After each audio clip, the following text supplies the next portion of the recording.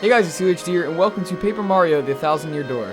This incredible GameCube title is jammed with content, with the main story alone taking about 30 hours to complete.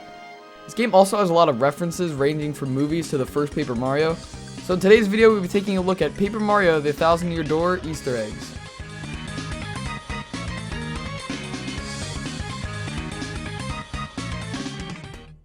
A little ways into Chapter 1, you'll reach Petalburg, a small town with plenty of people to talk to.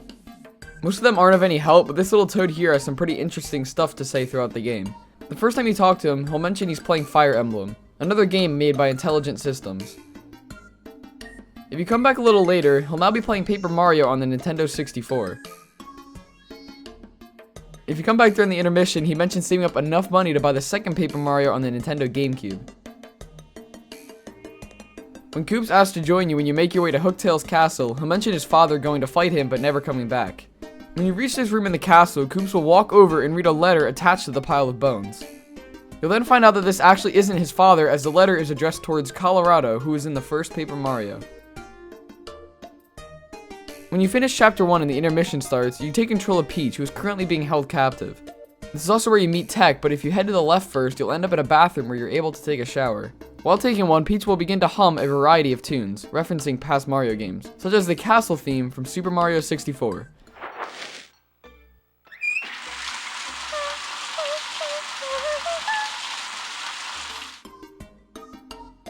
After talking to Tech, he'll let you contact Mario via email. Once he receives it, the Super Mario World title theme will play.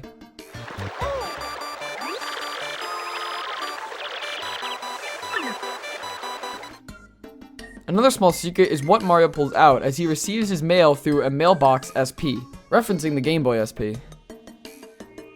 A similar event occurs in Chapter 2. When Flurry joins your team, you'll soon receive an email and another tune from Super Mario World will play out. This time, the music that plays after beating a castle.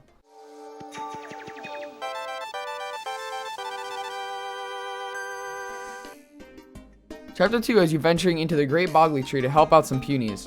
They resemble Pigmen, as they're very similar to the punies and are commonly found in large numbers. Chapter 3 is centered around the Glitz Pit and has Mario fighting his way up the ranks to eventually face Rock Hawk. However, when you're ranked high enough, you'll move into the Major League dressing room. Upon entering, you'll have a talk with Rock Hawk, and after he leaves, you'll receive an email as the World 6 music from Super Mario Bros. 3 plays out.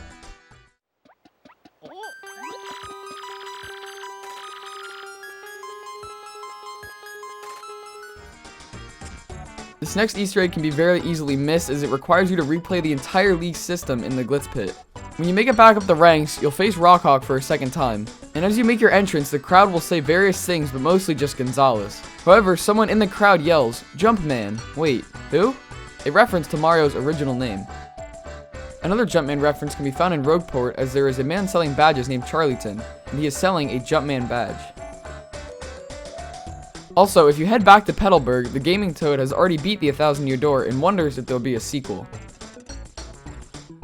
Chapter 4 has you going into Twilight Town and the Creepy Steeple. After becoming Shadow Mario and Vivian joins you, you'll have to head back to the Creepy Steeple. Upon reaching this room, you'll notice a small parrot that you can talk to. He'll say some random things before repeating the same line, shine get, which is normally what comes up in the Japanese version of Super Mario Sunshine after you obtain a Shine Sprite. Chapter 5 starts you off on a ship heading for Keelhole Key. However, the ship is then attacked by pirate ghosts and Mario and the crew are washed ashore. Shortly after taking control of Mario, head over to the far left where you'll find a Wacko who has also made an appearance in the first Paper Mario. Upon venturing into the island, you'll meet back up with Admiral Bobbery, whose dying wish is to have a Chocola-Cola. The drink name is a reference to Mario and Luigi Superstar Saga, as it was also in that game. After trading with Flavio for it, you'll bring it back to Bobbery to drink and he'll join your team. During Chapter 5's intermission, you'll take control of Peach once more, and Tech has you sneaking into Lord Grotus' room, using an invisibility potion. Once inside, you want to grab the data disk and put it into the computer, which is actually a Famicom disk system, with remade startup sounds.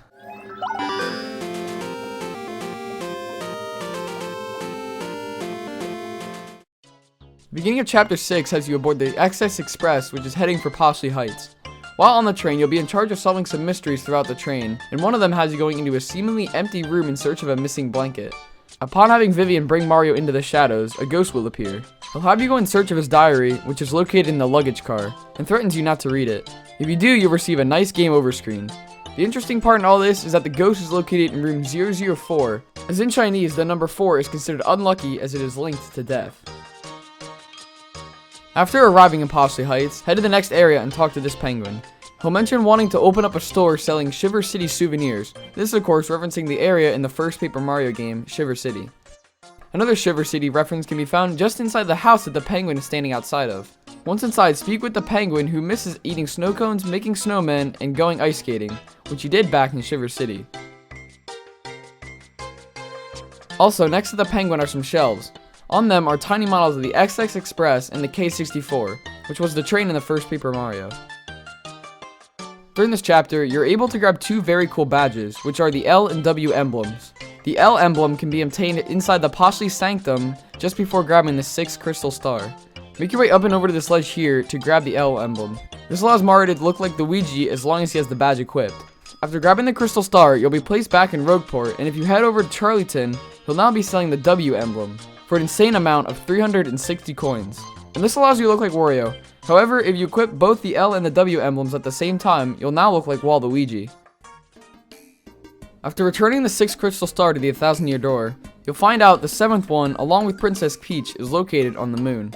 Upon leaving the professor's place, you'll receive an email from Zip-Toad. In this, he says he's filming another movie called Golden Toad 2, which is a reference to Mad Max 2, and then leaves you with a line from his last movie, The Toad Warrior, this being a reference to the Road Warrior.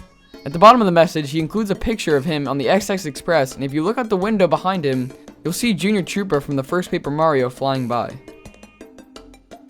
If you head back into Twilight Town anytime after acquiring Vivian, you'll be able to drop into the shadows and be able to listen to the crow's conversations. While some of them are pretty hilarious, if you head back to Twilight Town during the Chapter 6 intermission, go to the crows all the way on the left and listen in on theirs. The one crow will say he wants to start a real estate listing page named Luigi's Mansion, which was the launch title for the GameCube. The main portion of Chapter 7 takes place on the moon in search of Peach and the final crystal star. After entering the X-Naut Fortress, take the elevator down to sub-level 2 and head 2 doors to the right. Hop up into the air vent and go to the right. Stand over top of the grate and enter paper mode. Mario will fall through the duct and into a changing room. Upon opening the curtain, Mario and his partners will be transformed into 8-bit versions of themselves. You can put on the L and W emblems as well.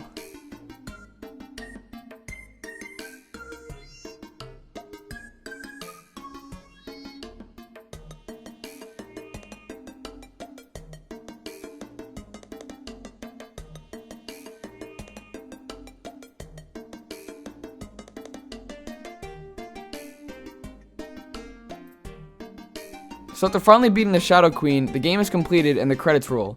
If you now select a game file, you'll sail back to Rogueport, and you're free to explore and pretty much do whatever you want. Upon heading back to Petalburg, talk to the little gaming toad again, and he'll already be playing the 3rd Paper Mario, and says not to miss out if you're a Luigi fan. If you head back into this house in Poshley Heights, you'll remember this penguin missed Shiver City. But if you go and talk to him at the end of the game, he'll now say he's going back and forth between there and Poshley Heights.